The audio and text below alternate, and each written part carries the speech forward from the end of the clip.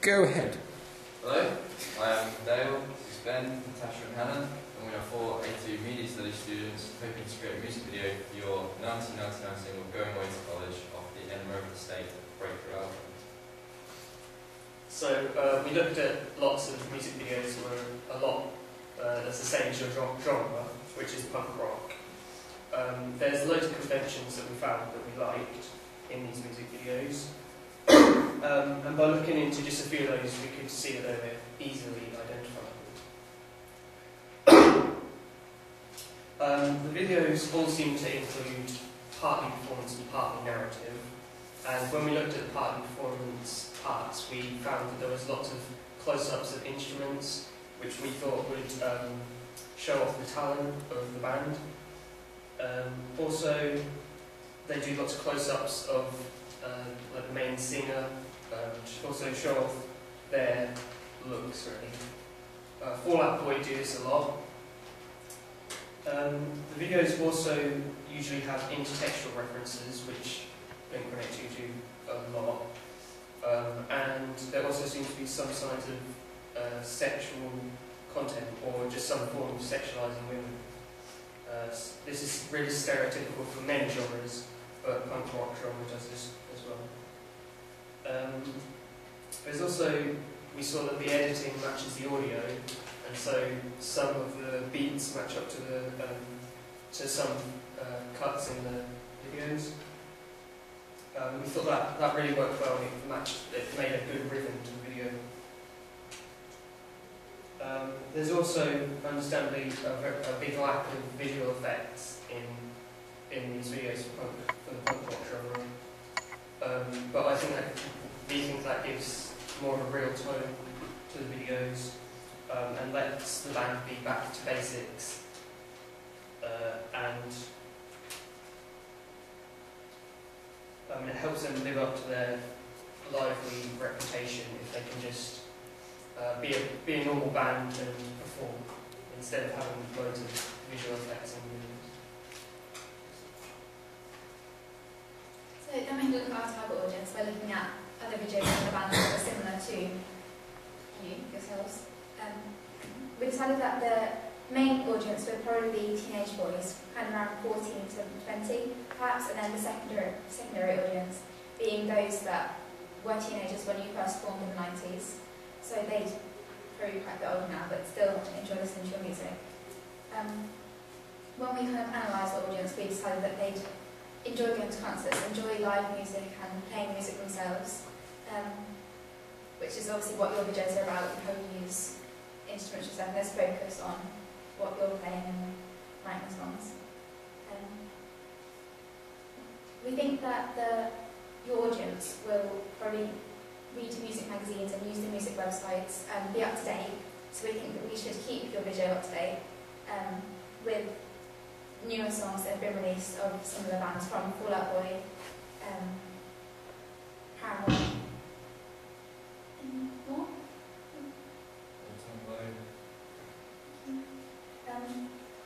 The music that your audience will listen to, they use it for when they're getting ready, when they're in the car, when they're like just for entertainment, when they're concentrating on their work. So we want a video that they'll be able to hear in their head when they're listening to the music, and then they'll be able to sing along to it and kind of take part.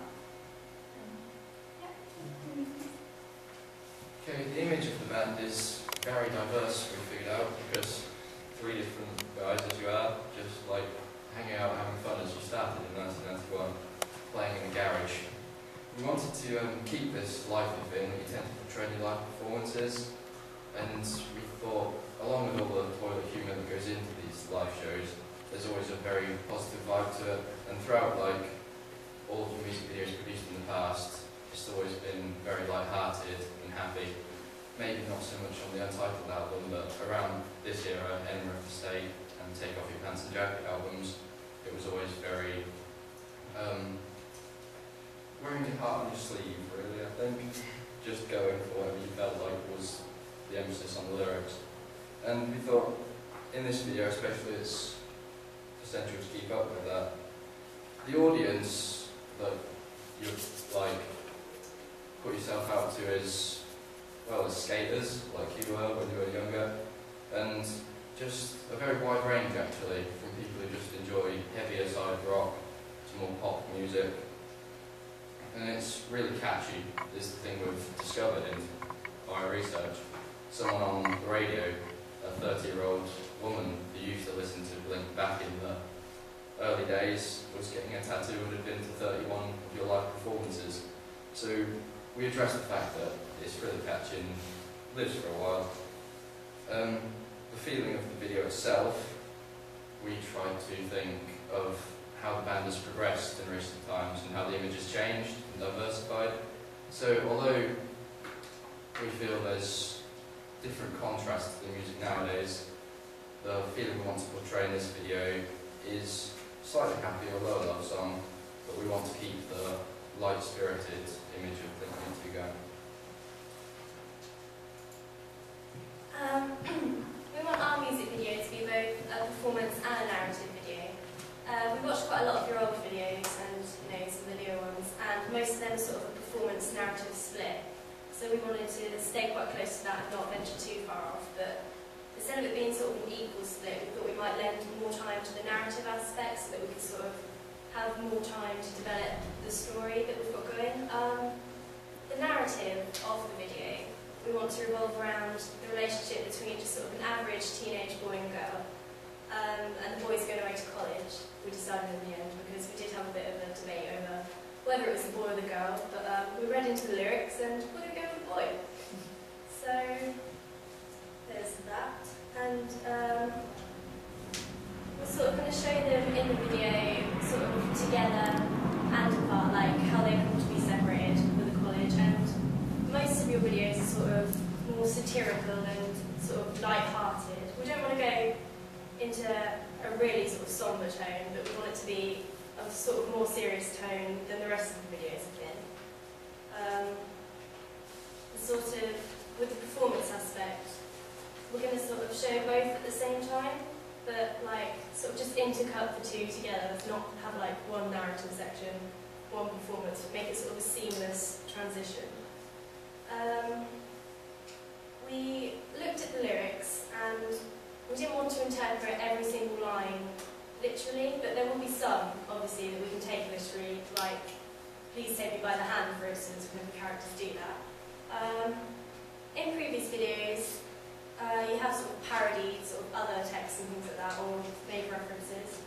So we hope to sort of make intertextual references, although we haven't actually decided what those are yet. Specific camera shots, during the performance aspect, we want to make sure that we've got close-ups of the band playing the instruments and the instruments themselves, because obviously that's a big aspect of the videos as well in the past. The editing itself, we want to be sort of rapid and fast-paced so that it will match the tempo of the music, which is really fast in the genre that it is. And to make it on the beat, to make the transitions between shots really smooth. Obviously we can't get the actual band to feature in our video, that's a bit beyond our budget. So we're going to need actors to sort of play the band and the characters in the video themselves, who we want to be represented as sort of relatable to our target audience, so quite a sympathetic portrayal of the teenagers. And location-wise, we're going to be using, for the narrative, sort of a variety, because obviously we've got one character that's sort of left at home and one that's gone off to college. But for the performance part, we're going to keep it in the same area, so that'll be sort of a consistent location.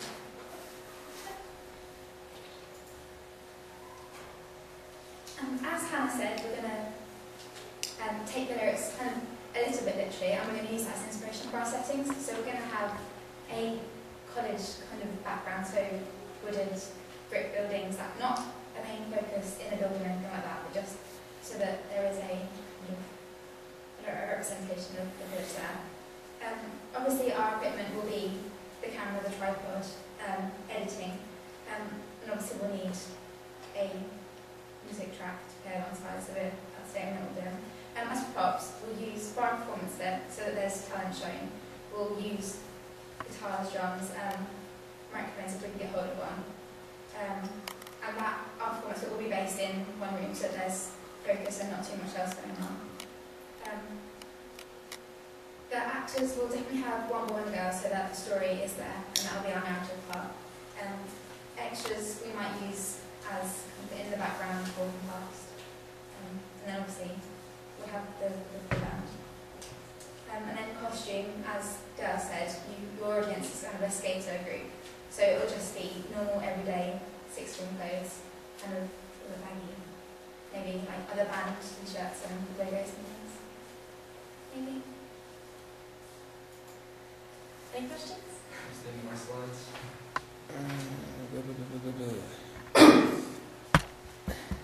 If you asked us to summarise our ideas for the music video in one sentence, it would be a light-hearted teen romance, I suppose.